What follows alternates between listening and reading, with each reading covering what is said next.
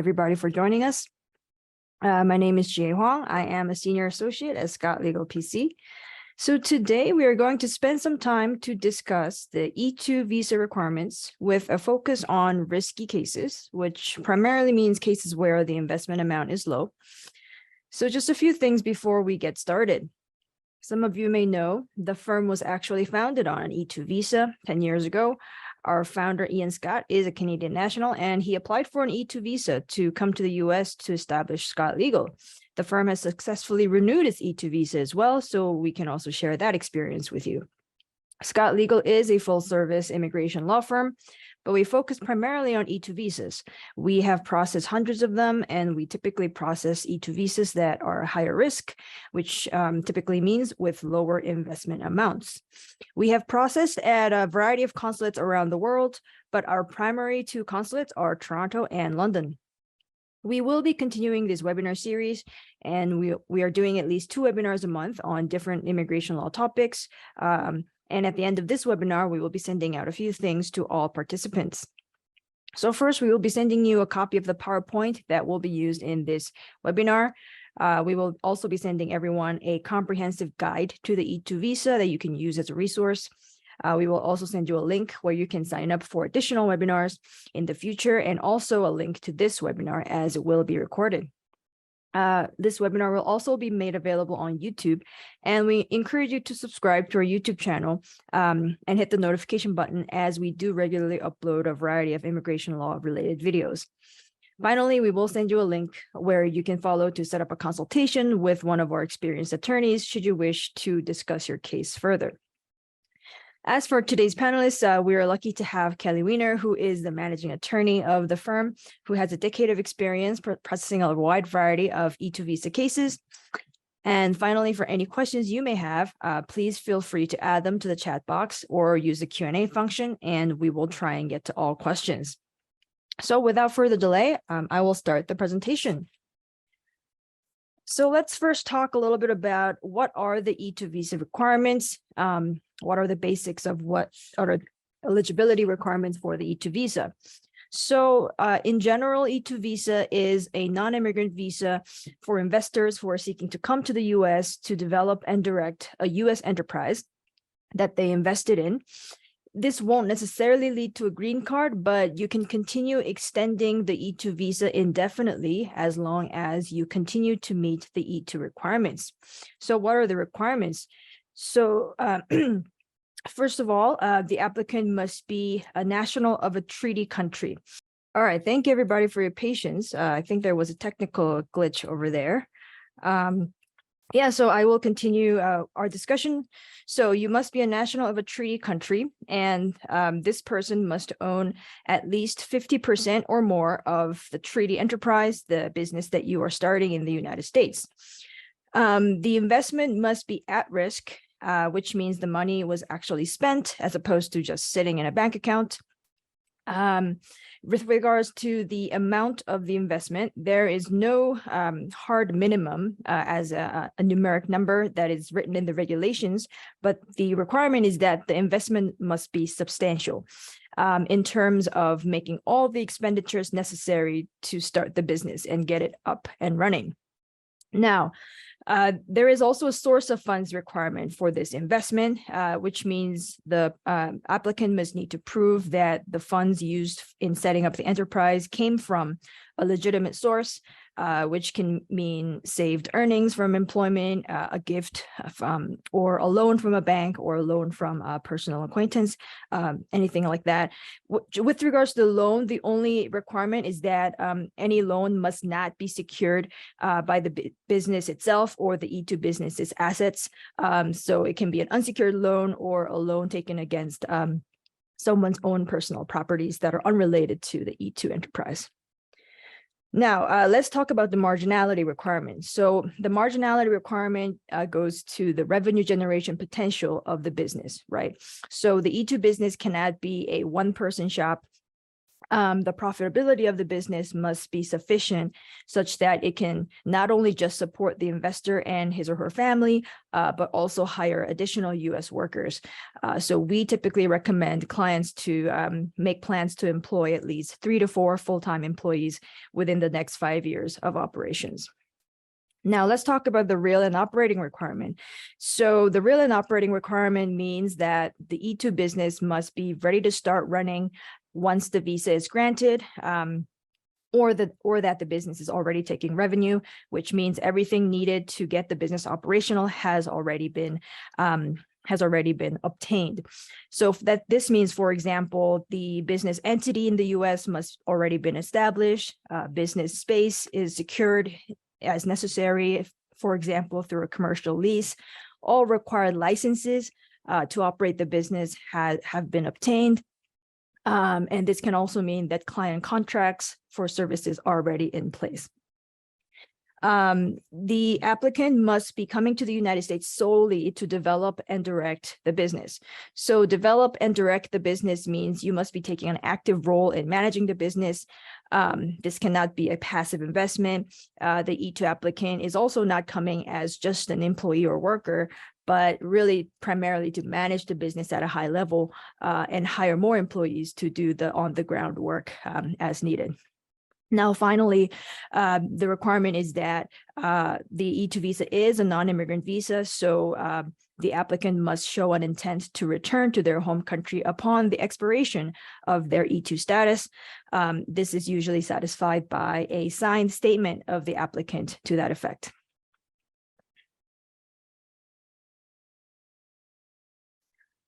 Okay, so let's go a little deeper into the E-2 visa requirements. Who can apply? How long does the E-2 visa last?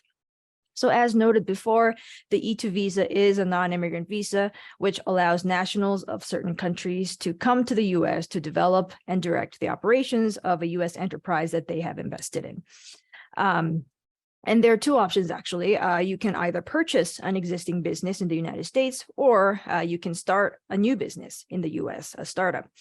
Now, you must be a national of a treaty country. So in order to look at the list of treaty countries, you can simply, open up a Google and type treaty countries, Department of State, and you will see a list that comes up. Participating countries are numerous. Many countries in Europe, Africa, Asia, Latin America, Middle East. Just some examples, the UK, Mexico is a treaty country, Canada, Chile, Philippines is also a treaty country. And the E-2 visa treaty country list is updated from time to time. So as an example, Israel was added relatively recently to the E-2. Now, with regard to some countries that do not participate, for example, China and India and Russia are some major countries that do not participate in the E-2 visa program. And it is interesting to note that national of a treaty country means that you have a passport from that country. So this does not depend on the country of birth, as opposed to, green card categories. So for example, a dual national of India and Canada could qualify for an E-2 visa based on their Canadian passport. So how long does an E-2 visa last for? That also depends on the reciprocity schedule for the country with which you're national of. So this depends on the country of nationality, and you can also find that out by Googling reciprocity schedule, Department of State. For many countries, the E-2 visa is valid for up to 5 years, but it also can be as short as a 3-month visa. So if you have a short-term, short validity visa, like a three-month visa, then what do you do? So in here, it is important to note that the length of the E-2 visa is different from the length of the E-2 status, which is you get 2 years to stay in the United States to develop your business for each entry. So visa validity means the length of time, the window of time during which you are allowed to enter the United States, right? This is different from the length of the status you are given at entry, which means how long are you allowed to stay in the United States once you have entered. which is for 2 years for E2 status. This period you can check on your I-94 record, which you can look up online, and it is very important to always be checking that you have given the correct amount of time each time you enter the United States. So for example, if you have a 3-month validity visa, you can fly into the US during that time, and you'll be able to remain in the United States for 2 years since your entry. And if you leave the US after that time, you will need a new visa to enter the United States because it had already expired, which means you would apply for a new E2 visa at your home country consulate. Okay, so now let's discuss the investment requirement. So how much investment is enough for an E2 visa? So as I mentioned before, there is no hard minimum in the regulations or law. The requirement is that the investment needs to be substantial. And what amount is substantial will depend on the type of business being started. Generally, for example, to start an office type consulting business, service-based business, for example, this would typically require a lower amount. For example, let's say an 80,000, talking in terms of business, right? So that there are not many upfront costs to start that kind of business. For example, you could get a lease, you could get some computer equipment, you can get some furniture for the office. Now, let's compare this with when you are starting up a restaurant or a manufacturing company or a retail store, for example. This would typically require business speaking, higher amount, because this business would likely require more expensive equipment, machinery, larger space to warehouse the inventory, etc. So what the consulate would do is use a proportionality test. So, which means the smaller the total cost needed to start up the business, the higher proportion of these costs must already have been spent. For example, if you're starting up a small consulting company that only requires 80,000 to set up or purchase, the government would expect the applicant would have spent 100% of the 80,000 required. By contrast, an applicant would likely be approved. For example, even if you have invested 10 million upfront for a 100 million business, even if it's 10% of the total amount needed to start up that business, because the amount is so substantial, this would likely meet the requirements for the E2 visa. Now, let's say you are buying a business instead of starting up a new enterprise. In that case, to meet the substantiality requirement, you would compare the cost of buying the business to the fair market value of the business itself.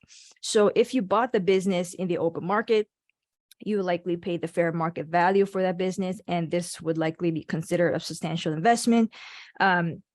However, if you bought that business through a related party transaction, or if you bought it through a closed market transaction, then you may want additional evidence to show that that purchase price represents the fair market value of that business through a letter from a CPA, for example, or articles that can support the quantification of the value of that business. Now, finally, it is also important to note that different consulates around the world also have different standards on what they see as a substantial investment. So some consulates would consider any amount below $100,000 as insufficient, while other consulates are open to investments that are a little lower than that. So it is important to work with a law firm that understands these nuances. Okay, so now let's talk a little bit about some strategies to deal with a low dollar amount. So the approach here would be ask first, what is the overall strength of the E2 application?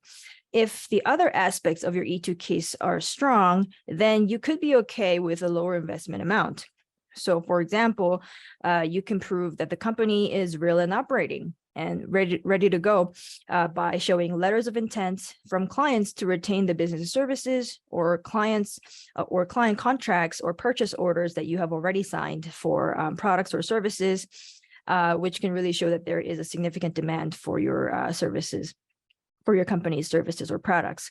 You can also obtain letters from local organizations such as the Chamber of Commerce, which can show that there is a demand for your services and products in that area, and also that the investment amount is substantial to operate that kind of business. If you have already hired a U.S. employee, this can also be very helpful, and or if the business is already generating revenue, this can be shown by the company's bank statements showing an inflow of revenue.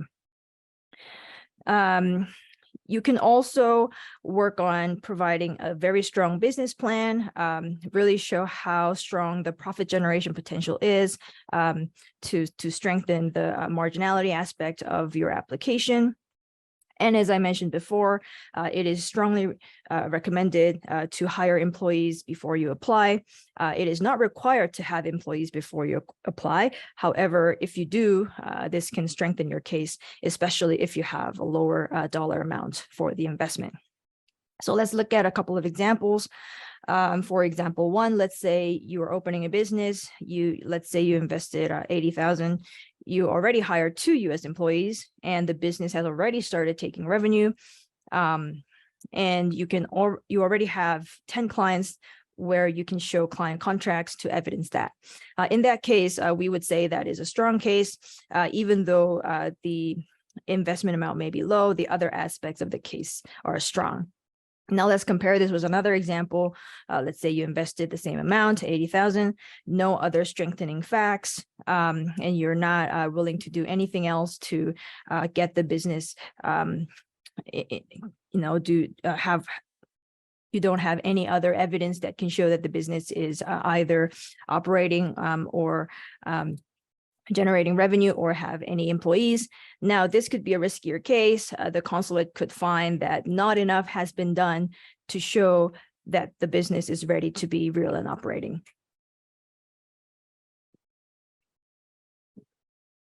All right, so now then, let's look at some examples of common E-2 visa expenditures now that we're speaking about investment. What are some areas in which we see clients spending in to constitute this investment amount? So really, the most common E-2 visa expenditures are legitimate, expenditures for business setup, typical business expenses such as leasing a business office space, buying equipment for the business, investing in marketing and advertising, licensing fees if a license is required to operate the business, insurance such as liability insurance, and employee payroll, setup costs, and also if you already have an employee, any wages, salaries that you pay to your employees is also included in the investment. If you use accounting services fees, you can also add that. With respect to equipment, some typical equipment that we see include computers, printers, scanners, office equipment, supplies, office supplies such as paper and things like that. And also we've also seen clients invest in office furniture such as desks and chairs if they're leasing an office.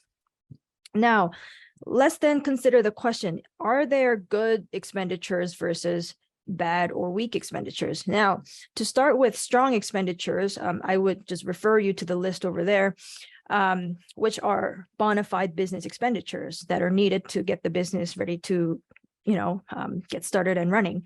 So marketing expenses is typically a good expenditure. For example, you would set up a website for your business, and you could pay for hosting the website, and you can also pay for designing the website. Those are good expenditures. A commercial lease agreement for office space is a good expenditure.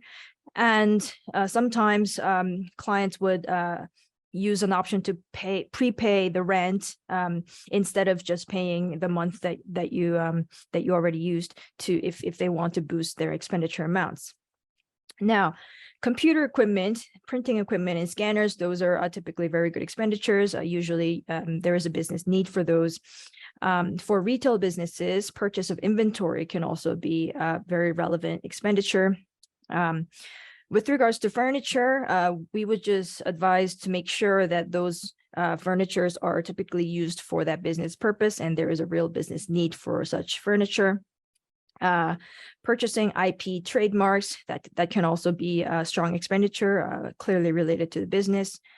Any money paid to employees, if you hire employees, and expenditures related to setting up payroll, those are also good expenditures. Legal fees used to start up the business can also be included.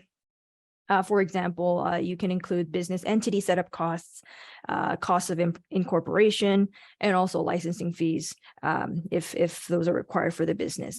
And now let's talk a little bit about weaker expenditures. So some weaker expenditures.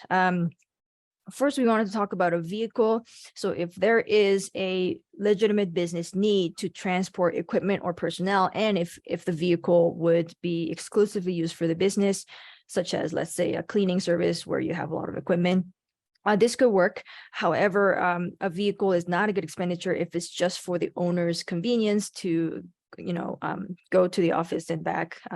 If it's just for the owner's transportation, we usually don't recommend including that in your investment. Travel related expenses, such as airfare to come to the US to set up the business, we do not recommend including those expenses to your investment. In the same vein, client meals, entertainment costs, those are not favored. Also, expenses that are directly reimbursed by a client or customer. For example, if you're pre-booking certain arrangements on behalf of clients and they will eventually pay you back for it, we would recommend not using that as part of your investment. Similarly, expenses paid to related parties are risky, and scrutiny should be placed on those.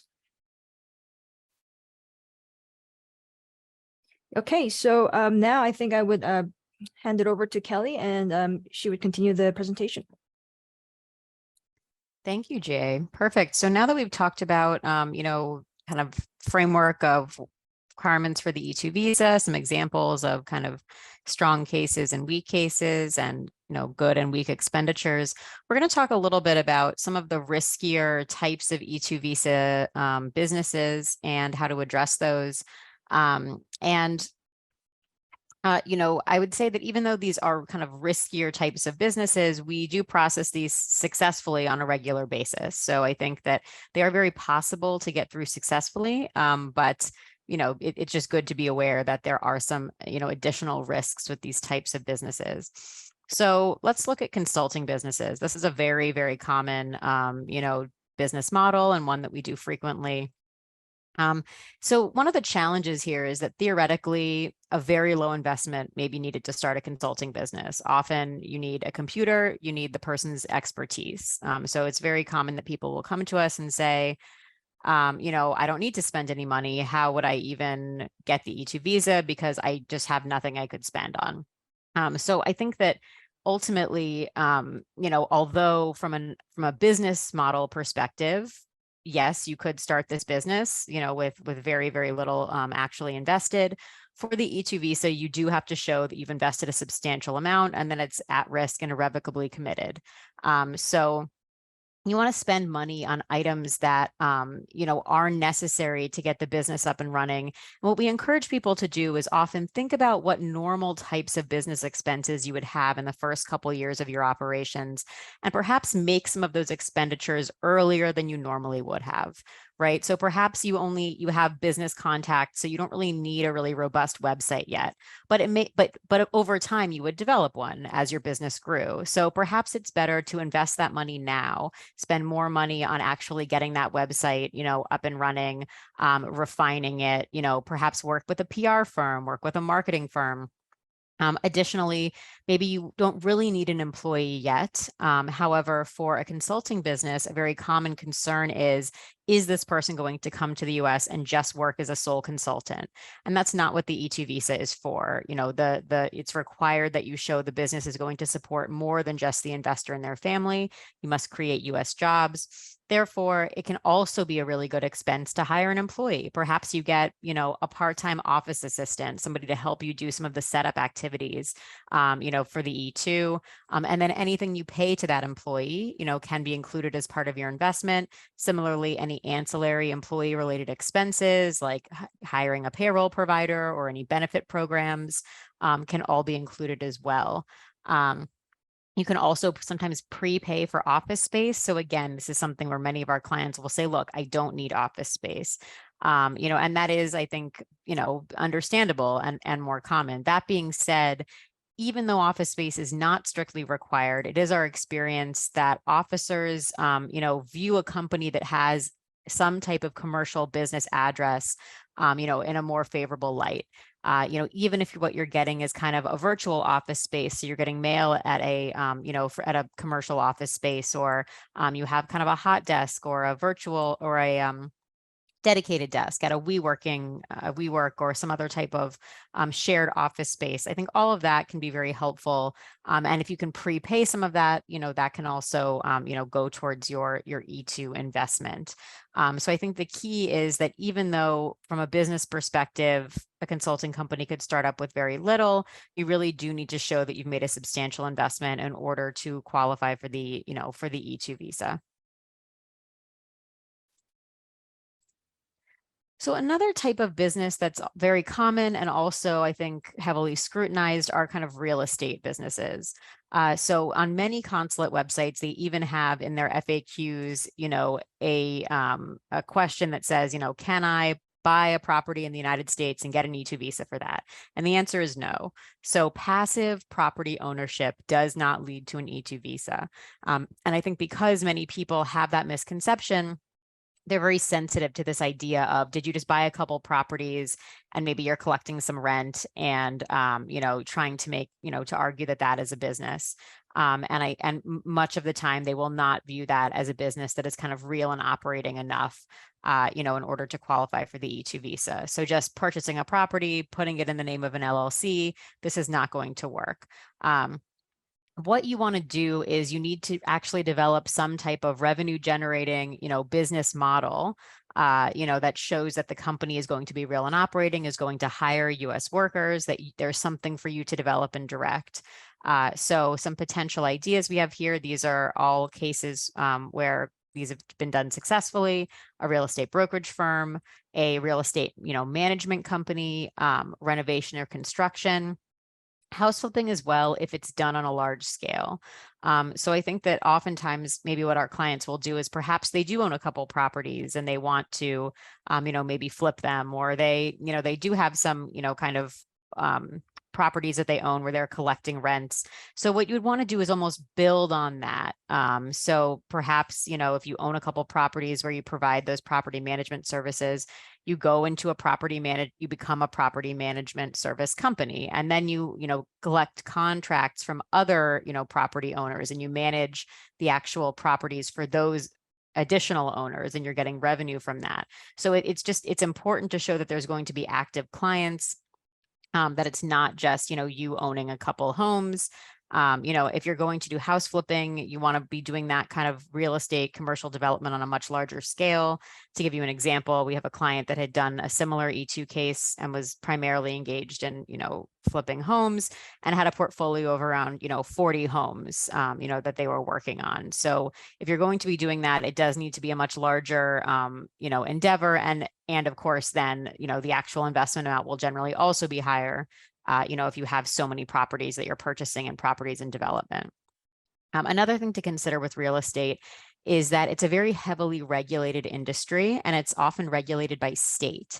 So wherever you're setting up, it's really important to do the research and figure out, what licenses do I need? Am I able to get this license before I file for the E2?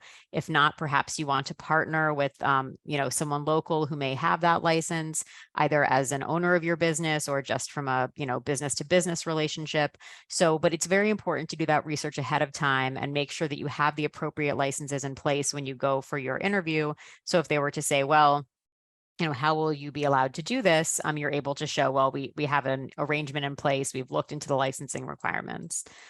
So this is I think definitely a very important thing with, real estate companies. And then we'll also talk about kind of equity trading companies. And I'd say these have a lot of the same challenges or concerns as real estate companies. So again, the concern of, is somebody just, putting a stock portfolio in the name of a company? Are they just, doing some basic trading for, for their family? So what you want to do is just make sure that you actually have a business model that shows you're going to be getting outside unrelated clients. Additionally, this is another highly regulated industry, so you also need to show that you will have the proper licenses to do whatever type of work that you're doing in this space. All right, so let's talk about some reasons for E-2 denials. So, one is, low investment amount. So, we've talked a lot in this presentation about the things you can do to strengthen a case that has a low investment amount. But as we've also discussed, some amounts are just too low. If we've had a client that came to us once that had spent $2,000 and put $98,000 in a business bank account, that amount is just too low. It's not going to qualify. You're not going to be able to show that you've spent everything necessary to get the business up and running. Like entity setup, insurance, anything, marketing, like it's just going to be very difficult, with that small of an investment to really make, a viable argument. In a case like that, where you have a high amount of working capital, you do have the ability to go back, spend more on various, types of, expenditures like the ones we've talked about today, and then you can always reapply. And in that particular case, we did work with that client to spend more money. They reapplied and they ultimately were approved when they had spent closer to around $50,000 of their $100,000 investment. Another reason could be the nature of the business. So we've discussed there are some riskier types of businesses. So if you're going in with a risky type of business, like a consulting business, real estate, equity trading, you want to be considering those things that we've talked about today to help make your case stronger. So if you're going, in as a solo consultant and they're going to be concerned about hiring people, take that step and hire somebody before you apply. Or even if you get denied for that because they, are concerned about the nature of the business, ask what they were unhappy with, and you can always try to reapply. So another reason is filing location, venue. Although the law is the same, the interpretation of the law by various consular officers does differ between consulates. And so it is important to talk with your attorney to understand what the risks are and what your options are in terms of where to apply. Although there's an option, for example, to apply for a change of status with U.S. Citizenship and Immigration Services. If you have a very complex source and trail of funds, if you're not able to actually document dollar for dollar where all your money has come from for the investment, USCIS is probably not a very viable option for you because they do have a very heightened requirement for source of funds.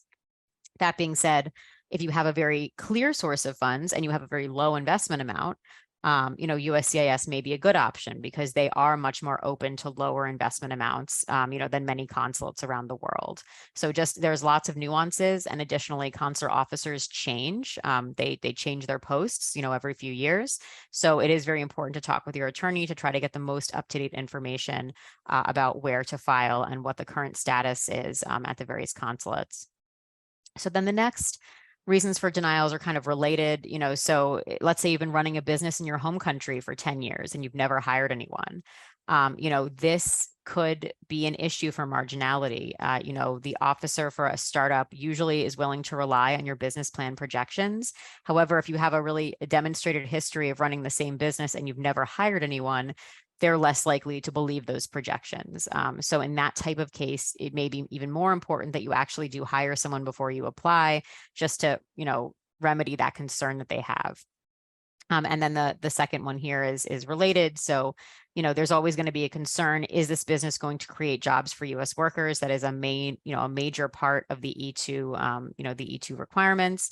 And so you just want to have a really strong business plan. If you're doing a startup, if you're purchasing a business, always good to purchase a business that has a history of hiring W-2 employees, or if they have a history of hiring only 1099 contractors, that's going to be a bit weaker. You would want to use, the business plan to explain how you're going to change the business model.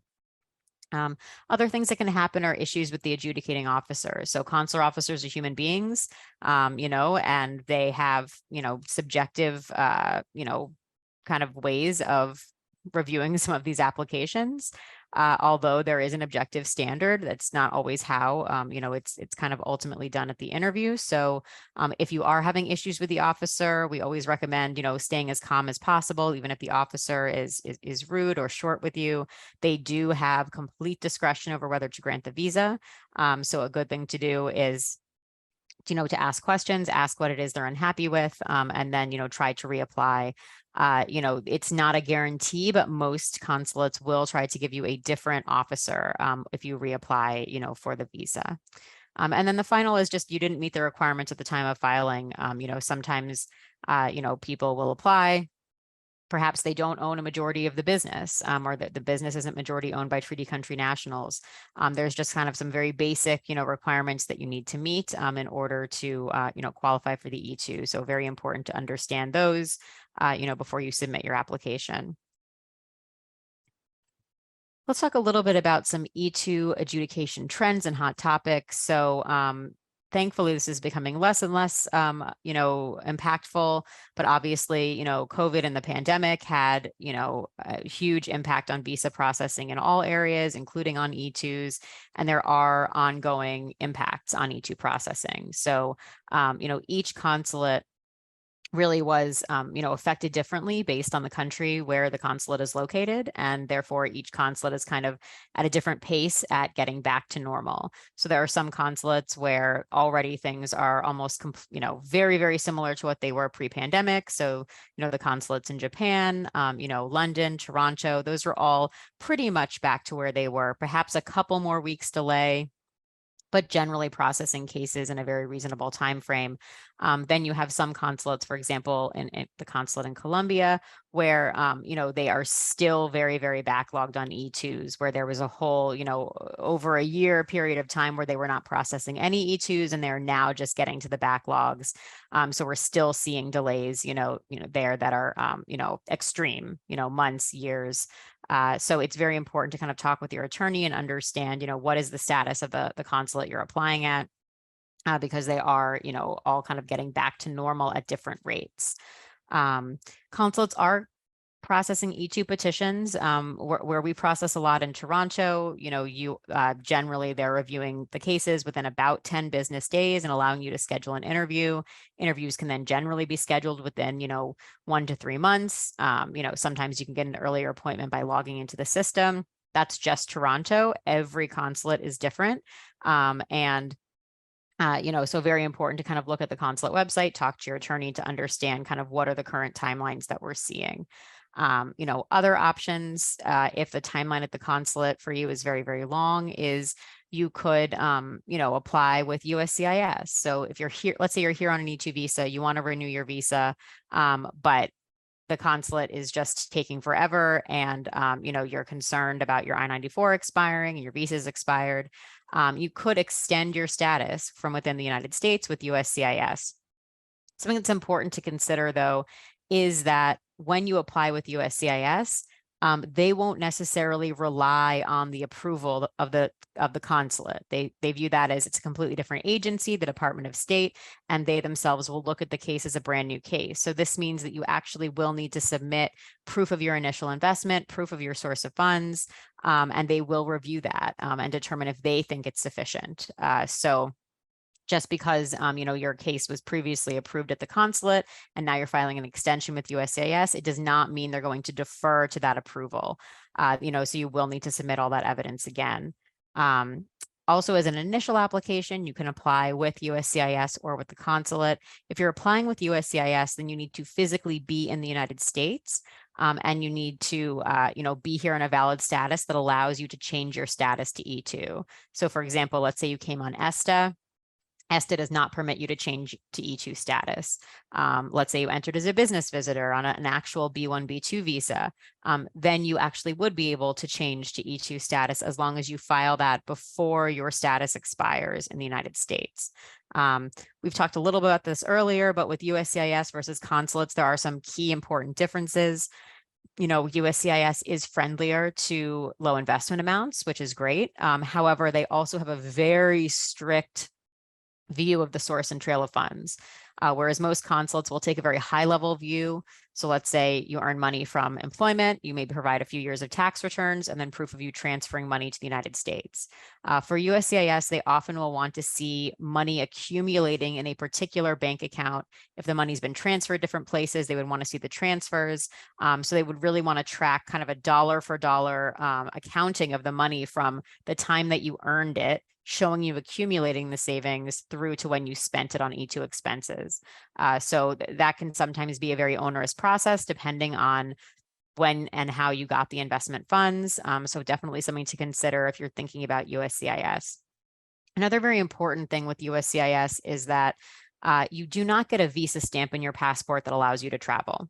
What you get is an approval notice that allows you to stay in the United States for a period of up to 2 years maximum and run the business. So for many people, the consulate is a more attractive option because you can actually get a visa stamp in your passport that allows you to travel internationally. And for many, nationals, you can get that visa for 2 years, 3 years, for up to 5 years. So, for many people, they do need to travel internationally, and that approval with USCIS is not going to be sufficient, because once you leave the United States, you have to reapply at a consulate, and it's a brand new application. So you aren't able to take that approval notice and say, please just give me an E-2 stamp. You actually have to submit a brand new application that the Department of State will adjudicate, on the merits, as though it's a brand new case. Let's talk a little bit about some complex areas that come up with E-2s. So do I have to hire employees before I apply? So I think a few different times in this presentation, we've pointed out times when it is a good idea to hire employees before you apply. So the answer is no. There's nothing in the law or regulations that requires you to hire employees before you apply. That being said, it is a very, positive thing you can do for your application. So for some people, it just may not logistically make sense, or they don't want to spend that money. And that's fine. You can apply with a 5-year business plan that shows your hiring plan. However, there are many times when it is very favorable to hire an employee before you apply. Other areas that can come up, if you have a complicated source and trail of funds and you're doing a USCIS filing, this can get very, very complex very quickly. With the source and trail of funds, are loans permitted? Loans are permitted as long as they are not secured by the assets of the E-2 business, as Jiyae went over earlier. I think one area this comes up a lot is the idea of seller financing. So if you are purchasing a business and you're going to pay some amount up front and then you're going to purchase the remainder as seller financing, this generally is not a good arrangement for the E-2 because of this rule that the source of investment cannot be secured by the assets of the E-2 business, and generally for seller financing, the security is the business. So if it's a low investment amount, when I say low, I'm saying, 250,000 or under, and let's say 50% of that is seller financing, you're only going to be able to show that you've invested 50% of the total cost of the business. And when we look at the proportionality test, that's not very favorable. They may decide, we don't think you've invested a substantial amount. You haven't actually put enough of your own personal funds at risk, because the seller financing piece, is secured by the business. So, seller financing arrangements are generally not good for the E-2 and something you really want to stay away from. However, personal loans, unsecured loans, loans secured by personal property that you own, all of those are fully acceptable, for the E-2. Similarly, gifts are acceptable. However, you do need to show where the person who's giving the gift got the money. So it's not enough to just submit a gift letter. You also need to explain the gift giver got the money from, a sale of property, and then you would need to show that they've actually, sold property. You need to show the purchase sale agreement, proof of them receiving the funds. So, always good to keep this in mind, because, the source of the investment, generally good if you can kind of speak with an attorney before you finalize that, to make sure that you're not putting yourself into a position where the money is, cannot be proven to come from a legitimate source. So other things that can come up, E-2 visas for 2 investors. If this can work, generally, if you both want to be investors, it needs to be 50-50 ownership. But like, let's say that you are in a situation, it's 2 Canadians and you want to do 60-40, you could potentially do that. But the 40% owner would need to be an E-2 employee as opposed to an investor. Additionally, when you're doing an E-2 visa for 2 investors, it's generally a good idea if each party is investing approximately the same amount of money. So each party needs to independently qualify for the E-2 investor visa. And so each party would need to be able to show they've made that substantial investment. Other things, so substantive changes to E-2 businesses after filing. I think it's an unfortunate misconception sometimes that people think, well, I got my E-2 visa, it's valid for 5 years.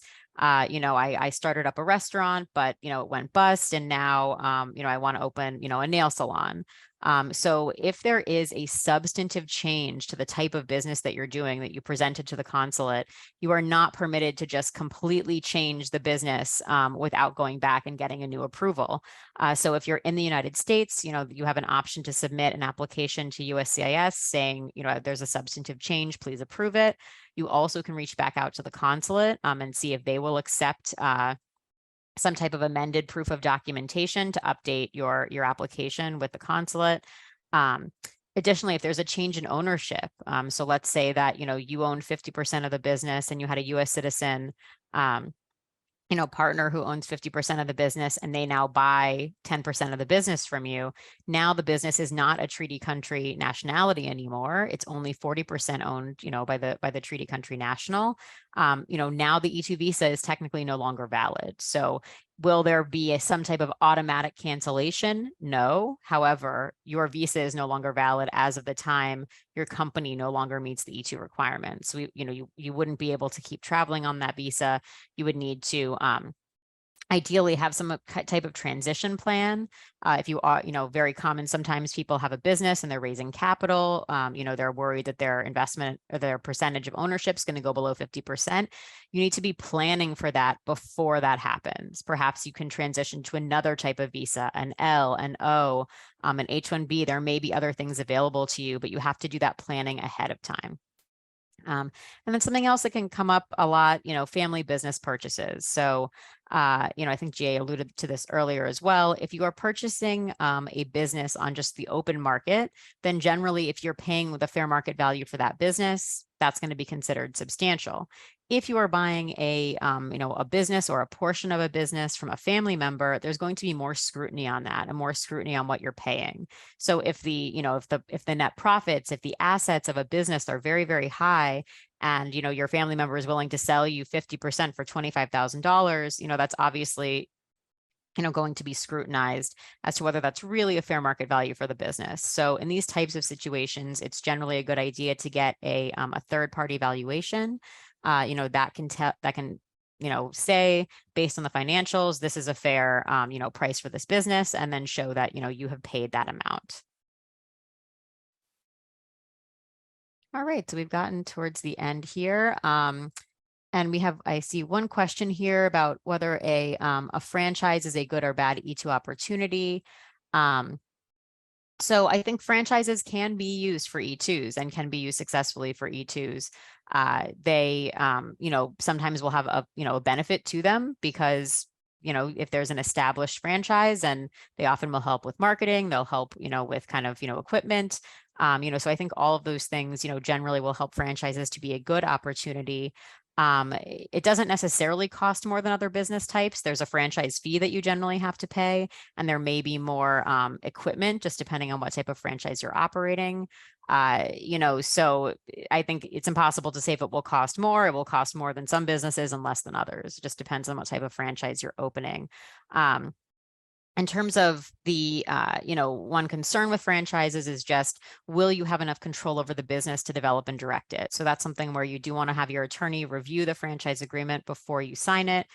You just want to make sure that, you have enough control over the actual day-to-day operational, decisions of the business that you can argue that you have the ability to develop and direct the business. All right. So I think we have no further questions. So I think we will end there. Thank you, Jiyae, for sharing your knowledge, and I hope everyone has a wonderful day. Thank you. Thank you, everyone.